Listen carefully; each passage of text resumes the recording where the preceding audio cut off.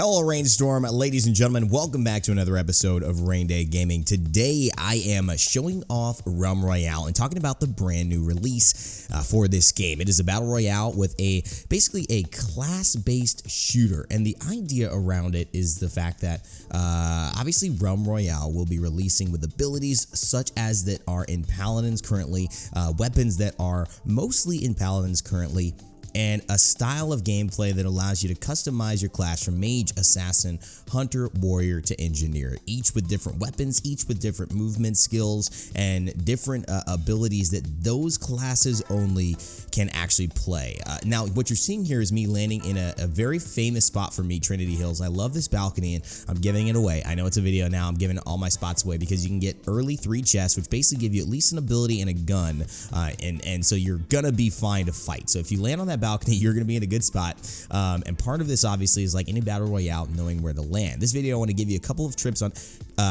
how to make this work. You see that's getting a little stuck in there, but that's fine, and what I think the game needs to succeed and what I think will happen. Right now I'm playing a squad, and in fact there's some funny things in here. I think I actually saw a very funny name, Muzelka, a YouTuber from Fortnite, which I like. I've talked to him a little bit about Paladins. I know he's played Paladins actually in this game right here, which is pretty funny. His known kind of what's it called, alias, I guess, when you don't have Muzelk in a game, and you guys are gonna see right here. Look at this, Muscle K, basically. So I don't know if I actually killed him in this game. I don't know if we recognize each other. I don't know if that was just someone smurfing as him, but if it was, shout outs to you, man. So let's get into the nitty-gritty. Let's talk about it. What happens in Realm Royale? You land down as a group of 4. Obviously, you have the ability to fight and then turn people into chickens. Once you turn them into chickens, as my buddy Anilite just did and went down right there, you have a chance to finish them off. Each chicken is about 700 damage in terms of health, so it's about 1 shot on some of the better weapons. As you'll see, there's common, there's epic, there's legendary weapons, very similar to battle royales you should be familiar with.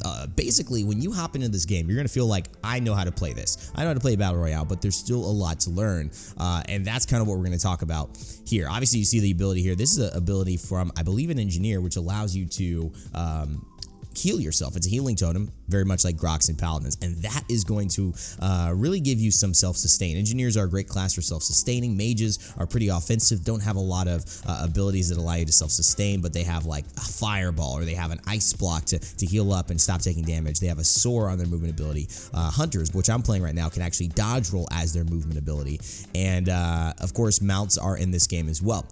So you can move, you can traverse ground, you can do these little funny climbs up here, although you will go slow and you will be very, very vulnerable if you want. As you can see, there's a guy up here fighting us as well, so you have to be careful. You have to be really ready for what is to come if you're going to get out alive and make it well. The things you should know about this game before heading into it, obviously, is yes, it is a class-based shooter, so you're going to have to understand that when you fight against someone who's a warrior, it's going to be a different fight than someone who's a mage, and preparing for those fights is very hard to do at the start. And you can see them, they're going to look differently, but sometimes you may not know which abilities they have. It's going to take a couple of rounds to just learn, okay, the warriors may be a little aggressive, they're playing with charges and heroic leaps, they're getting into my face, so I need to space that out if I'm going to be a hunter and I like playing more at range, and you'll notice that. You'll start to get that.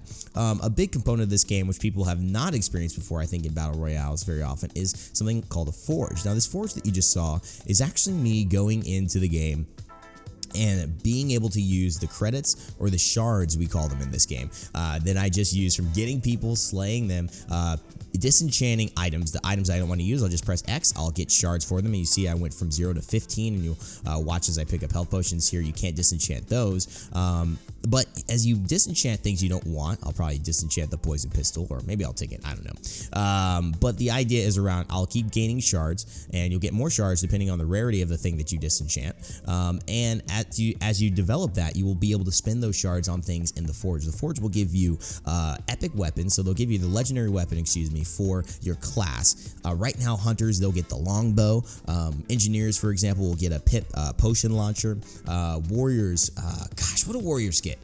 Warriors get the throwing axe at this point, which is pretty cool. It does a lot of damage. Mages get a stone spear, and I'm missing one. The assassins get a sniper rifle. So you will be able to, there you see that poison, that plasma launcher right there, and then the legendary throwing axe to my left as well. Those are for Phasian. He did those. And once you use the forge and you spin those crystals, one of the things you might be thinking about, okay, what if my buddy comes over and he just steals my stuff, or he disenchants my stuff before I can use it? Yeah, that's definitely happened to me with the guys you're watching right now. I call them the loot goblins for a reason, okay? They take my stuff all the time. The thing is, when you now activate your forge, you have about 10 seconds of locking yourself out to be the only one who can get it. I think that's a really cool like fix on that. That way, if you want to trade it, you want to give them shards, you have full shards, or you don't need anything, you're just like, hey man, let me give you something. Then you can go ahead and actually, you know, transfer shards that you wouldn't be able to give to someone by crafting a legendary weapon you don't need, and then letting that lockout period go, and then letting them disenchant it to get some more shards, and maybe they can craft a piece of armor, an ability, or legendary weapon they actually do need.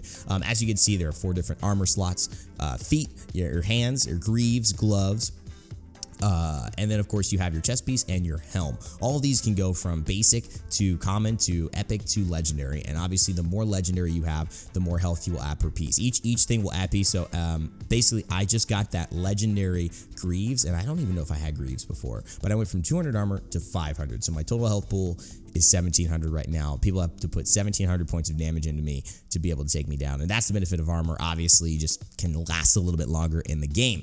Certain classes have really cool passives, like an engineer can actually regen armor, so you don't need pots. You can actually run away enough, and you can buy enough time that you'll actually regain armor over the course of a fight, and also warriors actually can regain health. The hunter's passive is actually increased reload speed and swap weapon speed. The mage's passive is increased potion effectiveness. So when they take a health potion or an armor potion, it's going to do 30% more, and the assassin is 10% movement speed. Now, all these things are great. They make for a really fun experience, and I think in Realm Royale, one of the things you're going to notice is that it is a different experience from Battle Royales. One of the biggest things about it, especially with the game launching in quads and being to experience the team play, is that it is very team oriented. And a lot of other games that you may come across, you know, obviously Fortnite's the biggest Battle Royale in the world right now. You talk about PUBG, it's a huge Battle Royale.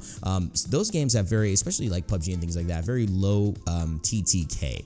And so what that means is that the time to kill, I could basically bop, bop, bop, and you will be dead. In Realm Royale, it's a little different. The down state obviously is different because you're mobile, you're a chicken, you can move, and you can self-revive by 30 seconds. This is something that really rubs people the right way, rubs them the wrong way. Maybe people don't care about it, they think it's funny, but what it means is that when in another game you may be able to down one person and they're out, and then you face now a 3v1 if you're trying to solo squads, and you down that person, they're out, and then waiting for their team to revive them. Now you face a 2v1. In Realm Royale, you down one person, you have 30 seconds to down the next 3, otherwise that chicken gets back up as a person and starts trying to either run away or take you down as well. So it's a lot harder. In fact, if I saw Ninja or anybody doing 1v4s consistently in Realm Royale, I would actually find that much more impressive than in Fortnite or any other game, because at this point it's just something that I've almost never seen be able to happen consistently. Now, of course, that means there's a huge room to grow. There's going to be some players, I think, who put the time in and do it, and I'm excited to do that. I mean, I want to see if I can get to that level where I could do it once, a couple times, maybe even consistently. With a good team, you should have no problems, but by yourself trying to do that solo squad thing, you only got you to play. It's going to be a challenge, and take that challenge on and have fun with it. That's the way I like to look at it. I think it's a really fun challenge. It makes for some great clips as well, and some really urgency to fights. The other thing about this is the pacing. The pacing of this game has always been about 80% of the way there for me, and I think with launching into Steam, it is going to be right there as well. Really, when you're working with 70 players starting off a map, you have about 30 players who should be there to be maybe 1 or 2 more fights at least in the mid-round that don't happen because the players aren't already there. You basically get to the end game a lot faster without the map realizing that it's in game yet. So with more real estate, that means in less players, you're gonna have less encounters, and at about the 10 to 15 minute mark, you do a forging, you have those first fights, and and then it drops off for about 5 minutes usually of fights going on. With 100 players coming into Steam, I'm excited for that to change, and this is pre-Steam release footage, so I'm really excited about what can happen with this game, because I think that would be one of my only things where I say I'd love to have more 10 to 15 minute fights, keep the pace moving, keep it rolling, but other than that, that's one of those big gameplay things that I really am looking for, and I'm excited that Steam is going to be offering. Of course, you could play this game as well as you want. It's been in early alpha for a while, but Steam is now the way to get it. It just went into early release, and it's pretty exciting, so you can test it out, download it there, and have an opportunity to play and get on. Hey, friend me if you want to. Maybe we'll play a couple of games and let me know if you saw the video as well. So then the next thing I want to get into a little bit more on the kind of critical side, and this isn't bad. This is just saying the things that I'd like to see improved in this game as we head forward. The things that I think if they do right, if Realm Royale can succeed at, will make this game a really popular battle royale. Now, obviously, battle royale is a popular genre. It's hard to say that, hey, this will be the perfect game no matter what. There's just so many variables in life.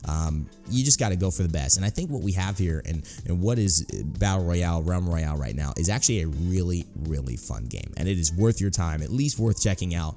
I guarantee it. Now, beyond that, what can they do better? A lot of people kind of get on me and say, Raynday, you're always, Mr. High Res with some of these things, but I've really tried to kind of cultivate myself lately around being more honest with some of my feedback. And I've said this openly, I think the weapon feel should be looked at a little bit more. Some of the weapons I think are a little bit wonky, and obviously it's at the start of a release, so I want to see those improve. And by wonky, let me just clarify, I mean that some weapons follow different kind of rules than others, and I also think that some weapons are a little bit more interesting. You may not come across them in other games, and I don't know if that's going to be how they intended or how they want it to stay, and how that will optimize maybe the feel of battle in this game. I've always gotten on this. The shotguns don't headshot in this game. They used to, they don't now. I think that that's a component of shotguns that feels weird to have something like a stone spear or a longbow headshot, but a shotgun not headshot. And I understand some of those changes happen as a reason, but I think it's also that is something I'd like to see looked at, just the overall weapon feel. I think they've done a lot of really good adjustments, and to be honest, the quickness with which this all took place, I'm not worried at all, because I think at the end of the day, it was a couple weeks that this actually, from testing without some of these weapons and some of these changes, where I felt, oh wow, to now this feeling so smooth and so fun to play, and so just riveting as far as the gameplay, the movements, the motions, the combat feel. So I really, really am excited. I think that that's an easy fix, but just cohesiveness around the weapons, I think. Shotguns doing that. I think the crossbow is a little bit interesting. I think some of the accuracy fall off for some of the weapons is a little interesting and feels random to me. I'd like a little bit more consistency in terms of shooting and getting a result for that shot that's more of a guaranteed, and not having to play some of the guessing game, I think, because most of the weapons in here are projectile. The sniper is not a hit scan. It's a projectile, as many people are familiar with, but also, the pacing of the bullet. How fast does it travel? All of these things I think are really important to look at and to refine, and I think gameplay wise that's going to be one of the biggest things, because there are so many weapons. Splash damage on the potion launcher, hitting for 200 to 400 on a splash, when I have a legendary weapon, to me feels a little bit like I would like to see that splash be a little bit more forgiving, maybe less of a fall off on the splash, because it is a legendary weapon. It's taking one of the slots. Why would I hit in a splash for 200? I don't see any situation where hitting in a 200 splash is going to be beneficial to me, versus having basically a hit scan revolver, headshotting people from the same distance for the same amount, much farther away, much more accurately for the same amount of damage. So those are the things that I'm looking at, see how do those tweak. But other than that, I'm actually really looking at the abilities next, as things that I think can be really, really great additions to the game and already are. I don't know if I would even there's much to change about the abilities, but I think the potential to add abilities into this game, such as what happens in the next, 3 months, right? What abilities come out? I know there are 4 abilities now for a class, but I think it would be cool if you can have things like Makoa's Hook is now a new ability in Realm Royale. Come check it out and see how the gameplay with the hook works for the warrior or something like that. Or, hey, check this out. We've actually now added Furia's Wings of Celerity. Be able to backdash and also do damage to your teammates. This is a really really cool skill for the hunter instead of a dodge roll or something like that, or something you could pick up instead of a withdrawal. I like these ideas of constantly adding new things and new abilities that become relevant in Paladins, and then also make the gameplay release different for Paladins Realm Royale. So I'm really excited about that. I hope that happens. That's one of my kind of hopes and wishes for the games, as well as weapons consistently, being added, being checked out. Furia's got a really cool weapon. Genos weapons, Talus weapons used to be in this game. There are no assault rifles like an LMG. There's no, Tyra. There's no Victor weapon. There's no basically assault rifles, like I said, in this game, and that is a different feel. There is, that's something that can be added, that can be looked at in the future. It was in this game prior. So those are things that I'd like to see, maybe make a revisit or try out. But again, the core of the game really in a great solid place, and really excited to try it out. Another thing that I was kind of looking at again is more of, around the abilities, tuning some up and tuning some down. There was a patch that actually reduced some of the kind of spam nature of some of the abilities. Like there's a potion that can help you to shield yourself while also having a full shield and jumping at enemies from a warrior. It's called a shielding potion, which give you quite a lot of shield. You could kind of spam it a little bit, and it makes it a very difficult thing. And so the meta is developing. I'm very curious how certain items, certain builds will become meta, and how that will adjust the playstyle and either open up flexibility of champions to really win or not. Obviously, if you're solo squatting, if you're squatting, the idea is you want to get a cool team, a group team, people playing together. I've got some healing here on my NG. I've got some barricade as well. Oh, great. I'm going to get the smoke bomb, and I'm also going to get a concussion bomb though, because we're fighting near a ledge, so we'll blow them off ledges as an assassin, and I'll stick in the back and make sure nobody can get close to us. Kenneth Phasian may say, I'm going to go the warrior, I'm going to throwing axe to just create that distance with you on the snipe, and I'll heroic leap and shielding potion, as well as charge if we need a chase, or I need to go into the front line to help Vox, who's standing there on the NG holding it down. So I think those are great things, great conversations, really a lot of fun to be had as teams. And I want to keep that the same. I think this is what you'll experience when you get into Realm Royale, a really fun gameplay experience where abilities, where class styles, where weapons are unique every single moment. Every drop is unique. Every drop for your class is unique. Every interaction is unique, not only because you don't know who that player will be, how good they'll be, where they'll take their fights, what weapons they'll have, what abilities they'll have, what class they'll be. And I think this is more variables than you'll ever see, and that's going to make every game I think very, very replayable. I think the replayability of this game is extremely high, and so I'm very excited about that.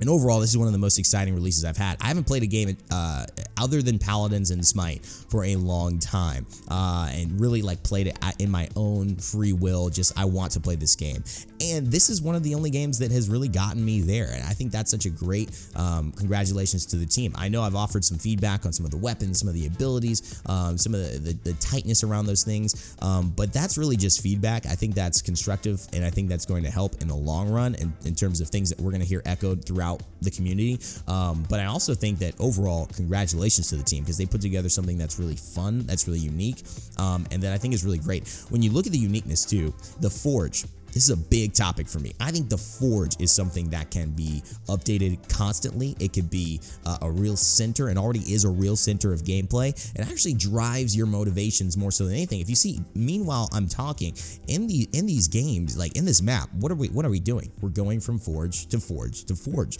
Now, everyone else is trying to do that as well. It's the big icon on your map. It's where all the buildings are. Other than that, it's a lot of open space. There aren't a lot of buildings outside of where their areas of forges are.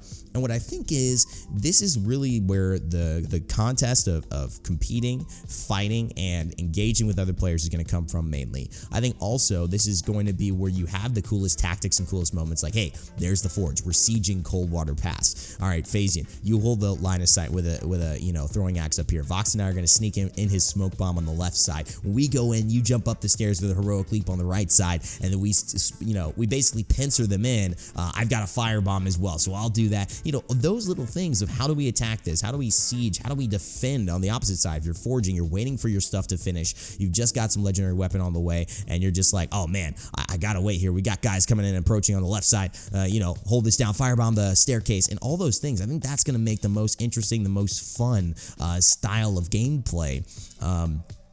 And I think that's also where you want to consider looking at this game being really hinging on the fact that forges are where most of the action happens. If you can get more action to forges, so like more incentive to go to forges, continued interest in things to forge, right? Because at late game, certain points you get, okay, I'm full legendaries, I got all my legendary weapons, whether I want my throwing action or not, I'm kitted, right? I don't need to go to any more forges, or the forges lost value for me, or blah, blah, blah. At a certain point, you're just going to have to take down 3 or 4 people and you won't need a forge. But at mid-game, you want to make sure that that forge always has something to do. And I think that's something that they've done really well. They've made it simpler. Armor, weapon, ability, and armor potion, pot. You can't forge the same thing at the same forge, so you're going to have to obviously move forges to be able to have the difference in, I want an armor piece, but now I already did my armor piece at Coldwater Pass or Cold Valley. Now I'm going to have to go to Trinity Hills to get my armor piece, right? And so that's the idea of why people have to rotate forges, and I think it's just extremely fun. A couple of shots at the guy running away here with that throwing axe. You see that yellow, I'm bursting his shield. So basically we know that he is without shield. He's basically charging up as well. The sound you can hear is that he's actually jumping, heroic leaping, and charging. So now I know that he's made some serious distance. I don't know exactly where he went, so I'm still looking for the guy. But overall, those are my thoughts about how to do it. I mean, honestly, if you want tips for how to play, remember, land where you know you can get some loot, discover the map. You're not going to be as good as someone who knows the map if you don't, so just work on discovering it, finding your favorite landing spots, finding, that favorite room that has a bunch of loot or whatever that you like. And also, look at your class. Find a class that you enjoy and really try to discover those abilities. Which ones work for you, which ones don't. There's going to be tweaking on, this ability doesn't do enough. This passive isn't as impressive as the other passives. Assassin, the 10% ground speed, the abilities that they have, I think Assassin is relatively weak as far as classes go, as far as, adding a lot to the fight that a warrior, a NG, a hunter would, really be worried about versus, obviously just they have just raw stats and raw, shields and healing and shielding, which is usually going to win you the fight more so than trickery. And 10% ground speed as a passive versus regening health and regening armor for free is a really, really strong late game thing. So usually you will see those classes a little bit more often, but sniper rifle, that's fun too. I think those balancing points are where this game is going to, really start to thrive as we continue into Steam and open release. But I do think that those things are something to be aware of and something to be looked at and to make the best game possible, and I'm really excited about that coming out as well. I want to know your guys' thoughts as this game continues to kind of round out, because it is a release that I think is going to be extremely exciting. And we see the chicken there, that's the flare, so I'm getting just a little bit of a reveal. Looking for a few headshots. Now I know she's at least basically 2 shots away. My boy Phasian jumps in and we just basically siege this forge. We all go about 2 different ways. And that's that. It's pretty dang easy. So I'm excited. I'm excited to play this. I'm really happy to, as you can see, switch out weapons, switch out abilities, dodge rolls, and all that stuff. You can upgrade your actual, standard ability that you come with. Engineers have like a thrust, which is a really, really, like, my favorite ability in this game to move, just standard. It comes at the beginning of the game. And so you can upgrade that through, obviously, a forge, through finding a good thrust, an epic or a legendary thrust in chests. I don't think you could find a legendary thrust in a chest, but you can obviously upgrade that to where you most likely just reduce the cooldown or increase the effectiveness in some ways. I'm a revolver man. I like a revolver. I think right now the meta is more, see if you can get some hit scan in there for some long range and then augment your second weapon with something else. Try to find it. We obviously have really only one other person left in this game, as I just forged some, I think it was ability for no reason. I don't know. And obviously you can just see the disenchanting there to get those shards. 200 is max. But I don't really have anything to spend them on. It's just about doing the do now. So we got to find this guy and finish him off to get our Crown Royale. That's right. We're looking for it. And I don't know if we can find him yet. So again, guys, thank you for watching. Let me know what you think about this game. And of course, any questions you may have around the Crown Royale, the Paladins Realm Royale, and of course, how the game is moving. I try to be as kind of honest and non-partial, nonpartisan as I could while being honest. So let me know what you guys think. And of course, always make sure to like and subscribe and comment down below to get your voice heard and continue the conversation there. Thanks, guys. As always, remember to never give up, never stop gaming. I will see you all next time.